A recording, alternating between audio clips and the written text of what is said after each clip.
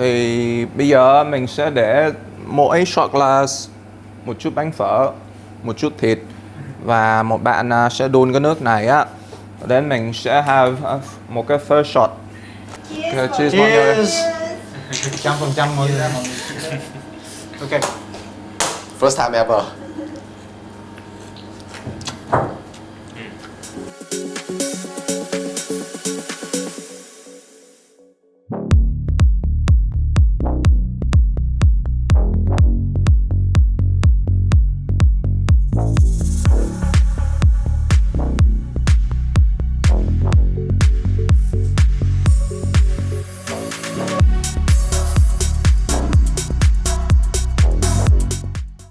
Hey guys, and welcome to this week's Pho review. I'm going to start off this episode by reading a couple of user comments. Username Winslow Wong commented, "There's a Pho place at Acacia Ridge Marketplace Shopping Centre that claims to use no MSG. Can you put it to the test?" Username Lock Pham commented, "Please try Pho Lewis Tran at Acacia Ridge. Small servings, but most balanced Pho broth." And the funny thing about this username, Lock Pham, is it was a case of mistaken identity because I thought it was Lock Pham who worked for me next door. Hey Lộc, cho anh hỏi một chuyện á. Em có phải cái Lộc Pham này mà comment trong video của anh không? Không phải em đâu. Ủa em cũng là Lộc Pham không? Dạ nhưng mà Ủa cái này Lộc Pham khác phải không? Đúng rồi, Lộc Pham khác không phải. Số? Số. Em chỉ surprise em chưa comment trên Don't mind the noise in the background. We've just finished Saturday night service and the guys are just cleaning up the kitchen so we can shoot the second half of this video. So what ended up happening this afternoon was during my lunch break I went for a drive down to Pho Lewis Tran, and it is in Acacia Ridge, which is on the south side of Brisbane. It's probably about 15 minutes from the store. It was close to 3 o'clock and I thought they're going to be closed, which meant it was going to be an express review, but luckily they were still open and I did manage to sit down and have the pho there. But I'm going to reserve my judgment for later because I did end up purchasing a takeaway version as well, which the staff here are going to help me review in a moment. And just to make today's episode a little bit more interesting, a couple of shot glasses. Okay, ready chưa mấy bạn? Yes sir. Ok mẹ vô luôn đi. Làm một cái Pho review. Ôi, Please mẹ nó vui lắm mà, please mẹ. Mấy chục năm rồi. Ok, ok đang quay. Ok, chào các bạn. Tối nay mình làm một cái Pho review. Chiều nay mới đi một cái quán tại Acacia Ridge. Giúp anh một chút đi. Khó làm một tay lắm. Tuần trước á, mình quay với muỗng. Tuần này á, mình lên một level với shot glass.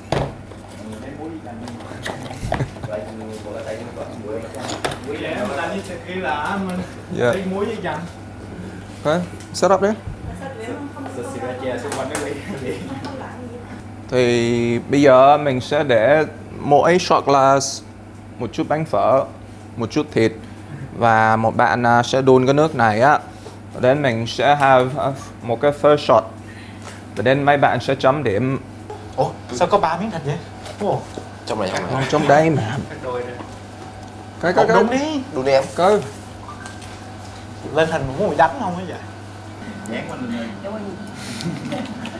Nó hơi bị khô á. Nó bị khô quá.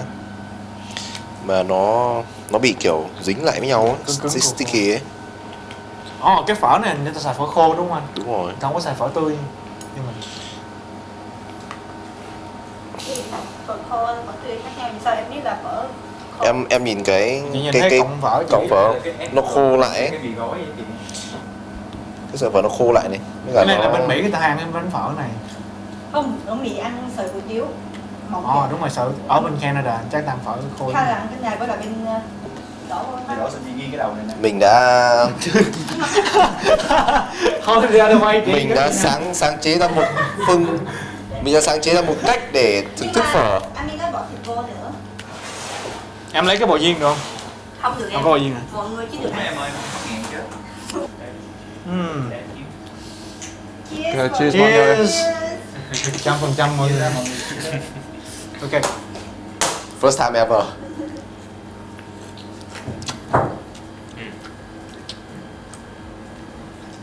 Hết luôn đi.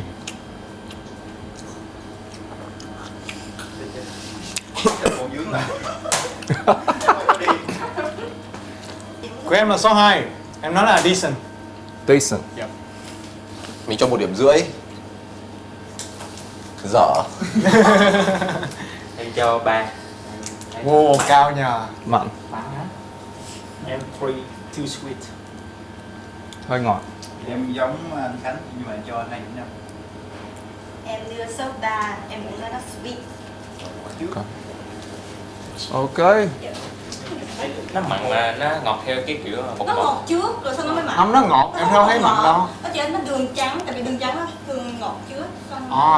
Thường nó phải nó đường phèn đúng không chị? Đúng rồi, đường phèn nhưng mà chỗ này đường Thì cái lý do mình làm kiểu này á, tại vì lần trước á, mấy đứa chỉ thử cái nước mà không ăn chung với bánh phở hay là thịt á, thì nó có thể làm mấy đứa nghĩ nó thử khác. When that bowl of pho came out, it looked really good.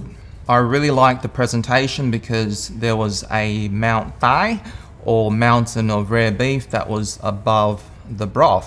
And this was a really nice touch because it actually keeps the rare beef rare, which is how it's actually meant to be served. But a lot of places are guilty of overcooking the beef. I'm guilty of doing it here as well because sometimes when you serve it on the rare side, people freak out. They go, oh my God, you guys haven't cooked the beef enough. It's still red. But that is actually how it's meant to be served. So it's good to see a place do it like this. So full marks for presentation and style. When it came to my first impression of the broth, it was like,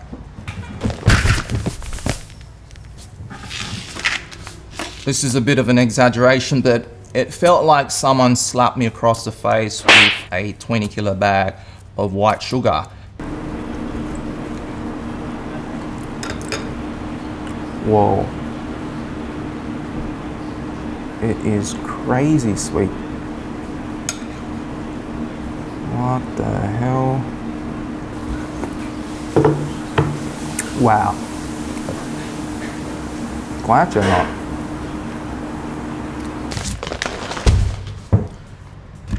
A few of my staff said it was really ngọt or sweet.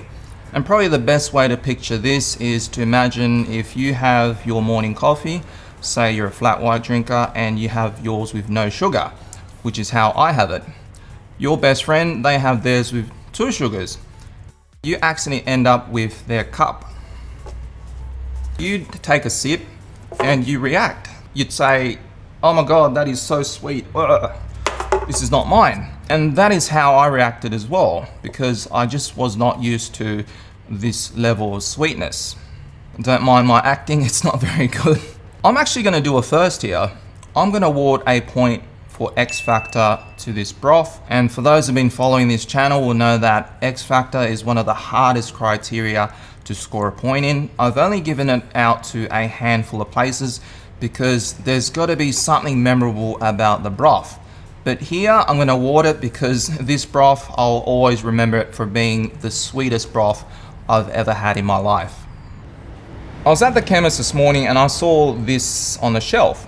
So I decided to buy it because I'm going to start collecting broths. You guys can call me the broth collector because I actually have a large collection of broth samples in my freezer. And it's just a habit of mine of collecting broths which are memorable to me. I've got a lot of samples from Sydney where I'm from, especially for Anne in Bankstown where I was born, as well as a couple from Vietnam from a few famous places. Don't ask me how I got it here. The strangest thing was the more I had, the more the taste grew on me.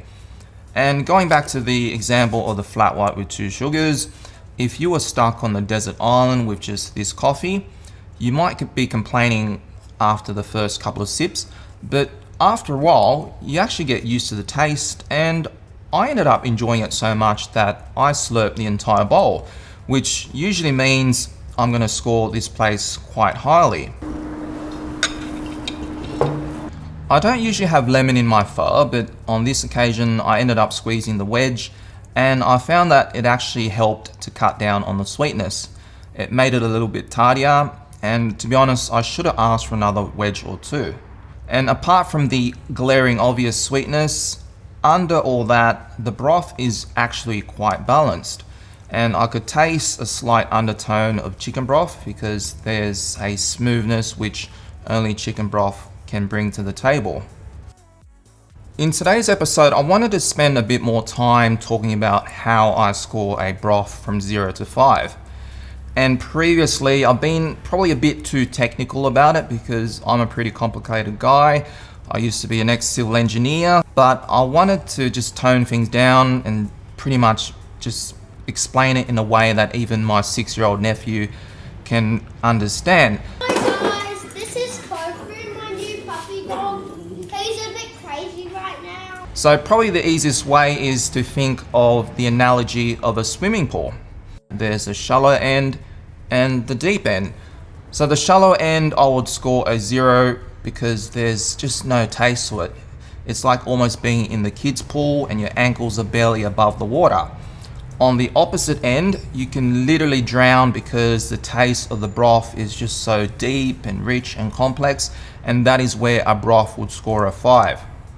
This broth here, I would score about a 4. It probably would have scored higher had it not been so sweet, but at the end of the day, I enjoyed it, and that is all that matters, because if I did, chances are you will too. Just a quick observation about the noodles. I did pick up on this when I was eating it there, and it was a really strange kind of noodle. I think they may have used an instant type noodle because it wasn't like the fresh rice noodles that I'm used to using here at the store. This channel isn't about just me going to review a pho, it's about the story behind the pho. So when I saw the owner bring out my bowl, like a good news reporter, I didn't miss the opportunity and I just led off with a couple of rapid fire questions. A typical question to ask is, how long's this store been open for? Cô có tiệm này lâu chưa? Dạ được 3 năm, hôm qua 3 năm. Wow, Yeah. congratulations. She said I happened to come in a day after the 3rd anniversary. So I congratulated her because I know that the biggest test for any restaurant is the test of time. The next question I asked is, whose pho recipe is this? And I think that's a really good question to ask because I want to find out for you guys the origins and how they interpreted the taste of this pho. Cái phở này là công thức Của hả? em. Của... Nói chung là cái này là của mình hết. Yeah. Dạ, của em tự làm hết. It turns out this lady was originally from Central Vietnam or Minh Trung. So I guess this is a Central Vietnamese interpretation of a pho. Personally, I wouldn't have seasoned my broth so sweet. But then again, who am I to tell her how to season her noi pho? And I think the great thing about this channel is we get to see how one bowl can be interpreted in so many different ways. And famous words from Nino from Kitchen Nightmares. It's hideous with the salty marinara sauce. It's a matter of taste. Say that again? It's a matter of taste. It all comes down to a matter of taste. And I think there's no right or wrong answer, because if every single week the pho tasted exactly the same, it'd be pretty boring, right? Overall, I really enjoyed this place.